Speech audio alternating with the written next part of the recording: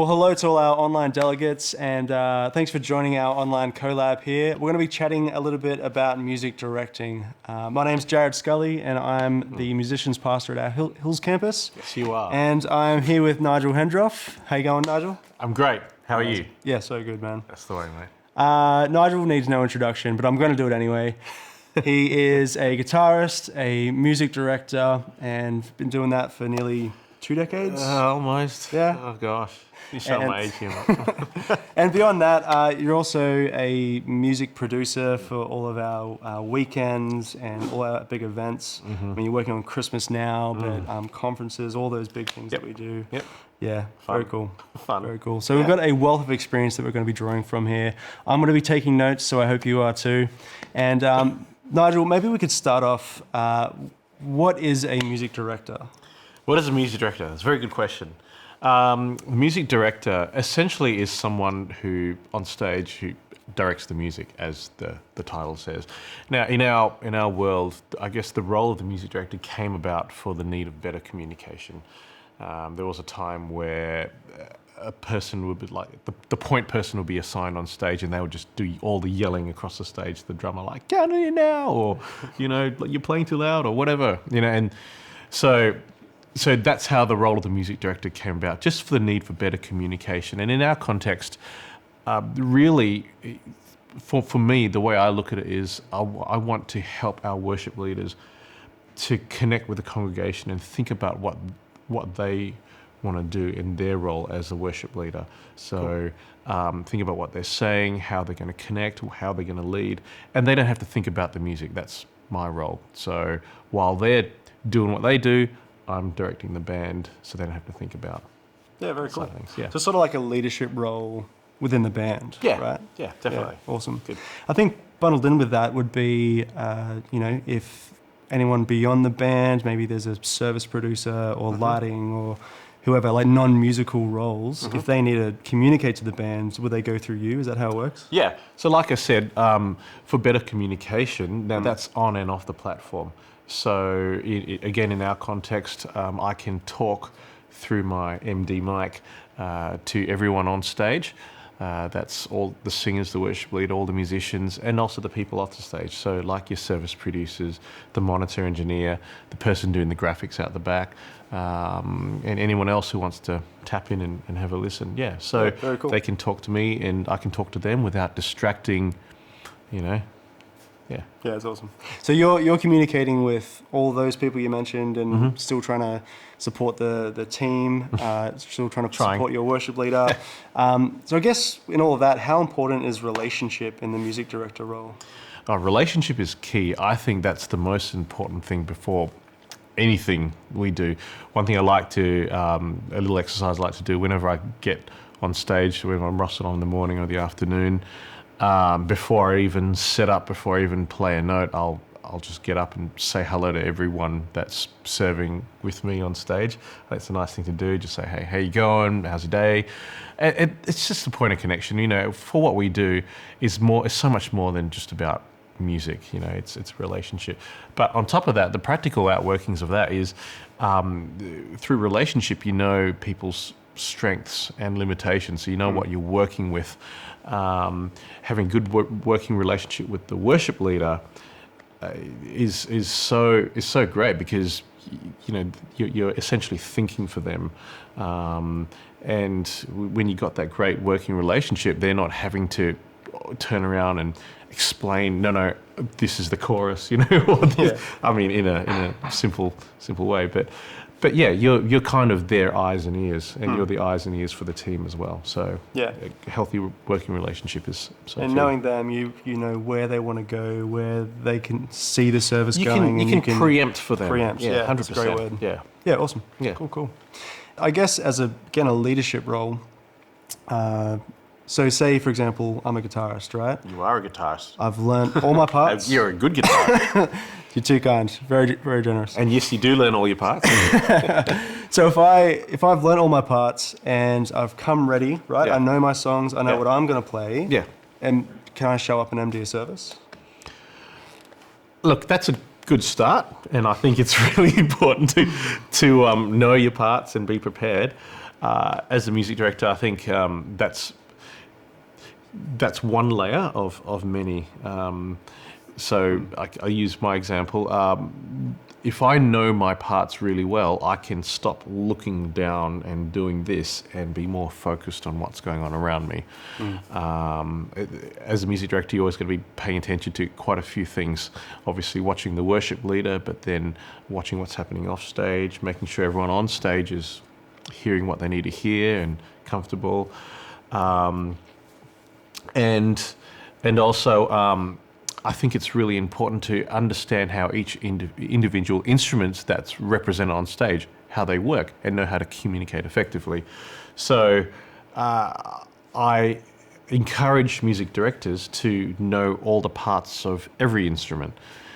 So when you come to a building section, you don't go to the drummer and say, "Can you just play louder?" I think that's a very simple, maybe a bit too simple way of communicating.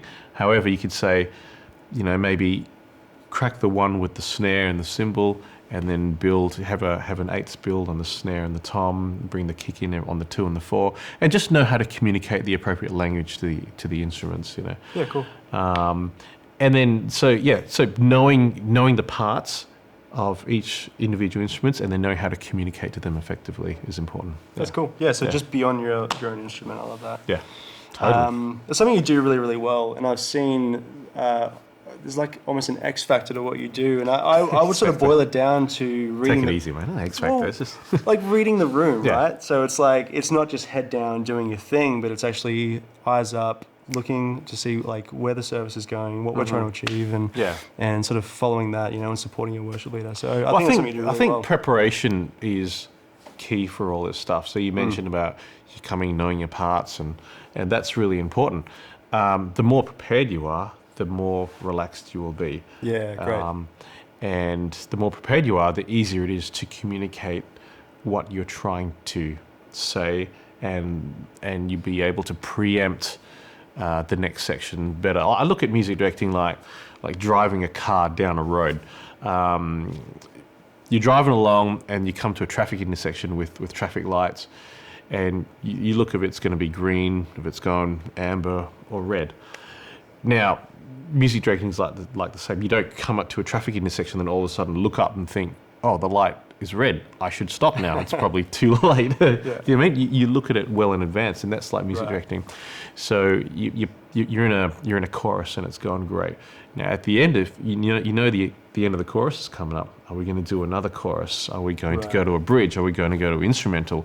Is it going to be a down chorus? Are we going to end the song? And there's all these things that are going through my head, and I think if you're well prepared with obviously knowing the songs, but knowing keys of songs, knowing, having a reasonable musical understanding, and just being able to watch, you're able to preempt that really well and be prepared for whatever gets thrown at you. That's cool. Yeah, I love that.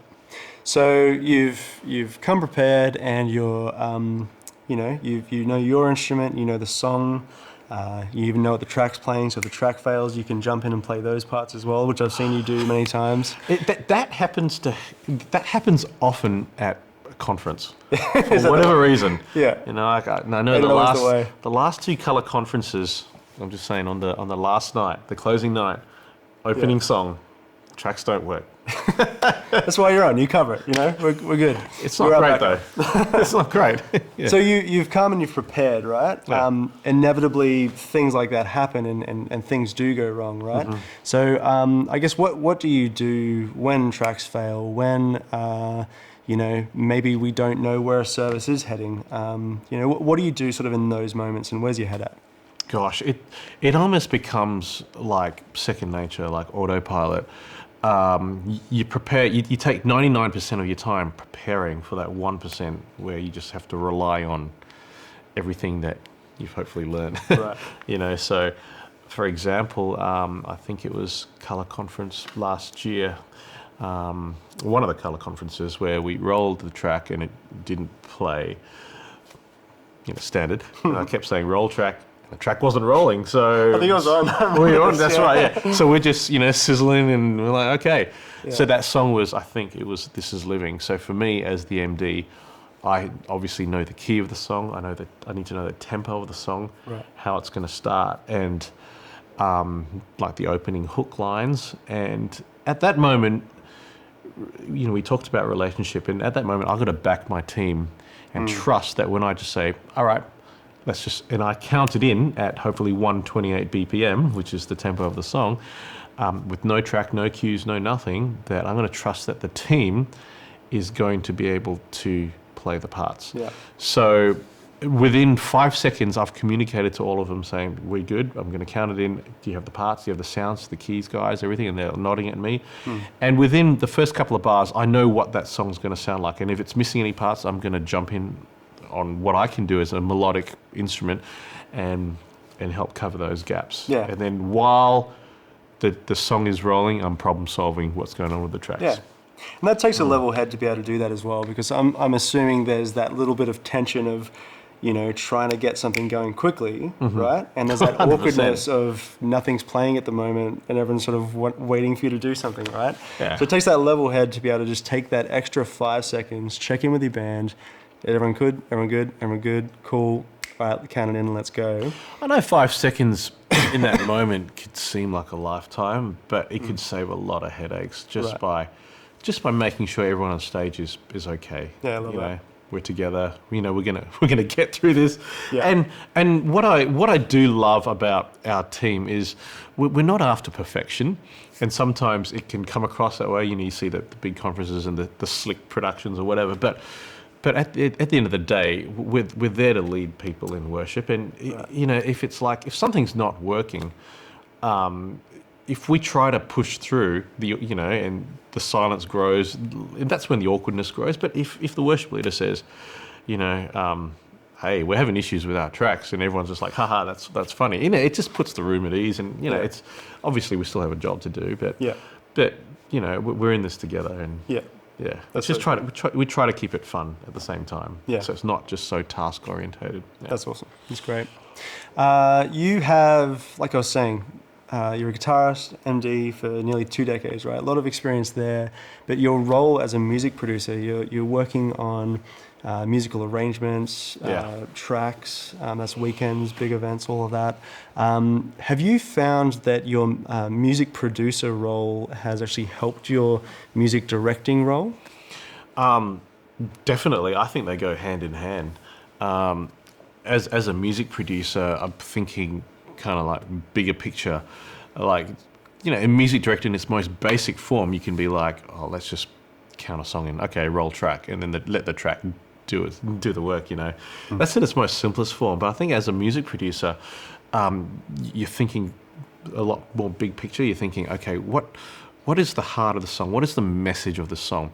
What type of moods do I want to create with the instruments at hand? And then you got to know how to communicate, like I said before, communicate to those instruments to say, okay, instead of playing this really bright synth, can we roll back the mod wheel, roll back the filter, put a high pass here, and you got to know how to communicate to the instruments. You know how to communicate to your people around you to actually create the right moods for the song, for the moments, and certainly you got to know how to piece all that together, right. And while doing all that, draw the best out of your team. That's cool. That's on stage, and that goes for vocals as well.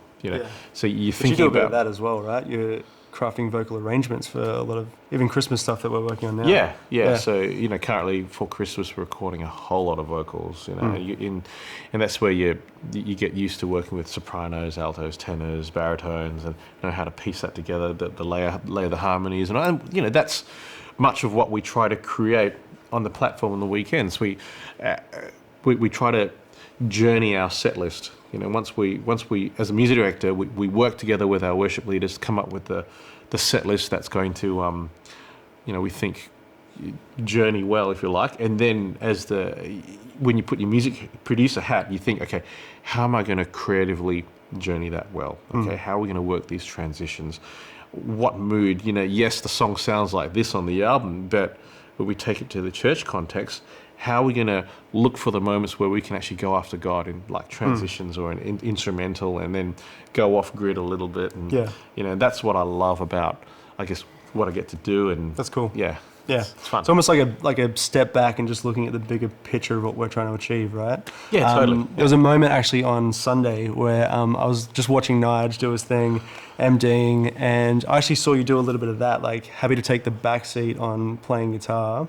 And I think it was just for a song you're just playing, just sitting down on the rhythm section, but really active with your visual and non-visual MD cues. And like for that moment, you sort of became just like the captain of the ship, to paint a really funny analogy for it. Captain of the ship. But it was cool. Like, nice, yeah. like I could tell in that moment you were thinking bigger picture. You were thinking, where are we going? What are we trying to achieve as a team in this service? And you just I could tell that's where your mindset was at, which I think is really cool. Yeah. Well, I mean, we're a team. Yeah. And I'd like to think that I can back all our musos as the musical leader, if you like, on the platform. You back your musos to bring their A game, everyone in their A game. So I don't need to be playing all the parts. So, yeah, it's fun playing, obviously. Don't get me wrong, but I love just sitting back and listening to what everyone's bringing. And when you're not so caught up in the detail of everything, you can sit back and think, you know what, it'd be great if we just tweak that little part here, or built a section like this, or change that sound on the keys or on the other guitar or whatever. Yeah. And when you're not so in the detail of having to carry everything, you trust your team, sit back and take a bird's eye view of it, and it's great. It's enjoyable. I love it. Yeah.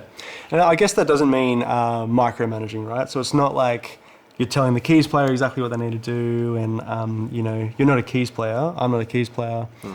But I guess it's like you were saying. I think you used the term just speaking the language. Was that right? Yeah, speaking the language. Micromanaging is it's kind of not fun, really.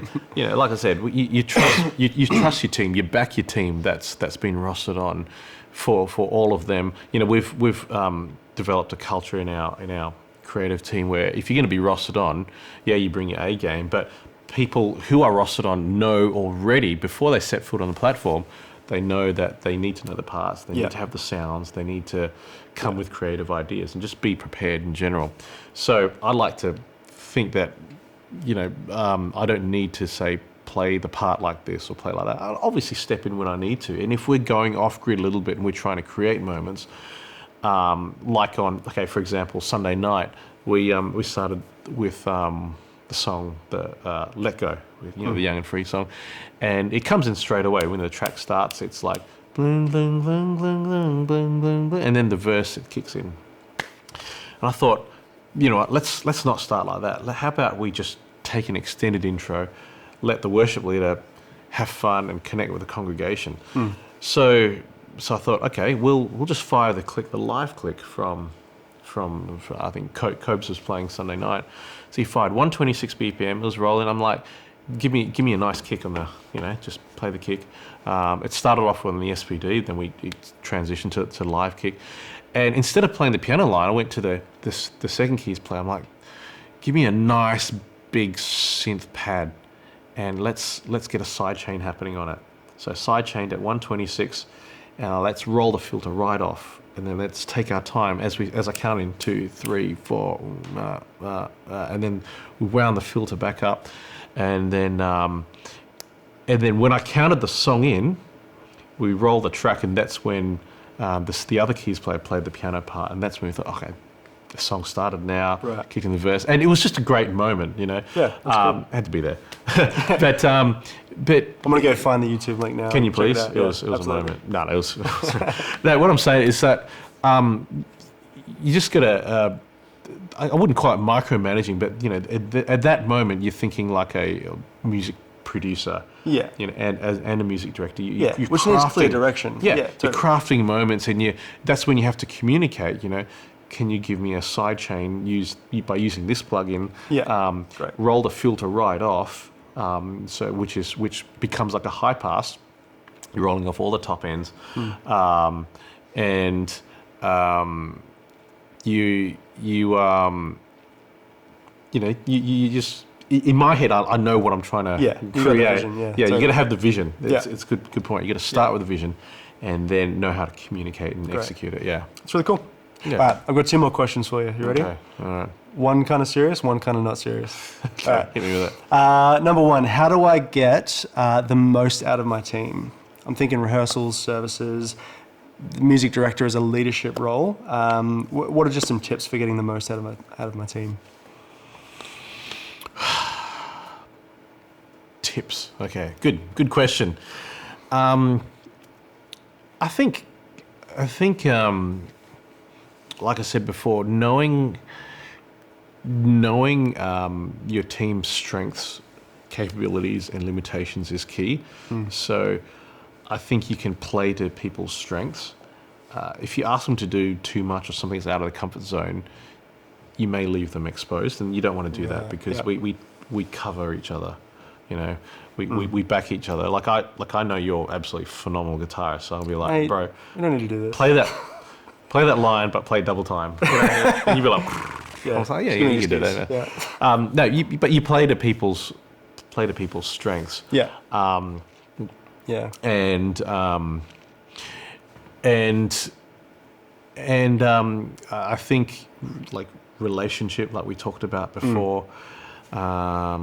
That's huge, right? Because you need the relationship with your team to know where they're at, what their next step is. Yeah. And do you throw maybe a few things at them to give them a nudge towards that? 100%. I think people need musical, something to aspire to as well. Yeah, you know, that's cool. People need to be challenged, and I think we shouldn't be afraid of challenging people to get better.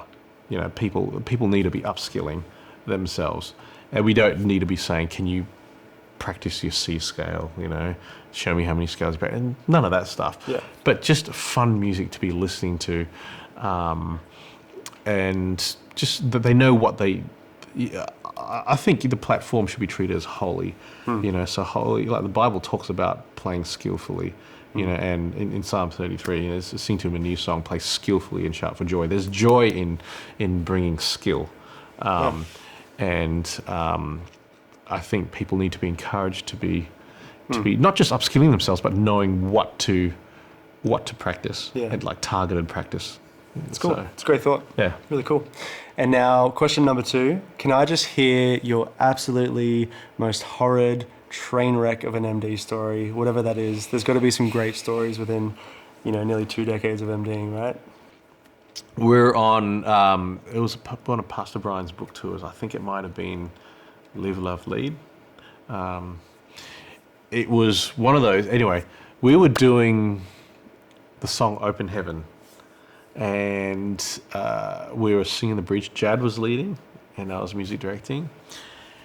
And we'd worked out in rehearsal that instead of ending it big, Jarryd wanted to drop everything out and let the congregation sing, and maybe bring the kick in, you know, on the 2 and the 4, whatever. But. And we're like, great, we rehearsed it. It was fantastic. In rehearsal, came to the night. Come to that section, I'm like, okay, stand by for that moment. And Jarryd's hand went up like that. Now, in his head, he was signaling, do the kick. Do the thing, yeah. You know, do that thing that we rehearsed. But for me, that looks like a ending. Let's end the song. I was going to say that's also a crash out. Yeah, it's a crash out. So literally with 1 beat to spare, 2, 3, I call the ending. I'm like, end it now. So everyone just went,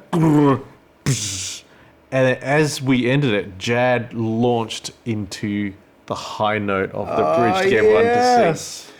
He got 1 note out. He went, whoa, let's give everyone a shout of praise. You've got a shout of praise. And he turned around and gave me the death look. That's amazing. That was his rock star moment. He was. That note. But he turned around, gave me the death look, and saw his hand signaling like that. And he's like, ah. So then the only problem is we ended the song. Pastor Brian got up, started talking, and like we had to go to the next section, and we couldn't really connect. So there was this awkwardness for the next like 2 songs of unspokenness of like, was this your fault? Was this my fault? Who knows, you know? And then we had a laugh about it afterwards, and it was so good. Yeah. That's amazing. Well, thank you for sharing the good, the bad, and the ugly there. That was beautiful. That was great. Thank you. Thanks for having me. It's encouraging for me. You know, I'm sure I've got I got more stories. I've actually got more stories now, but I'll save it another time. But. That was awesome, man. Look, thanks for joining us, Nige, and thanks for coming in and sharing a little bit of that wisdom. I got a lot out of it, and hopefully you guys did too. Thanks for joining us, and we'll see you again next year.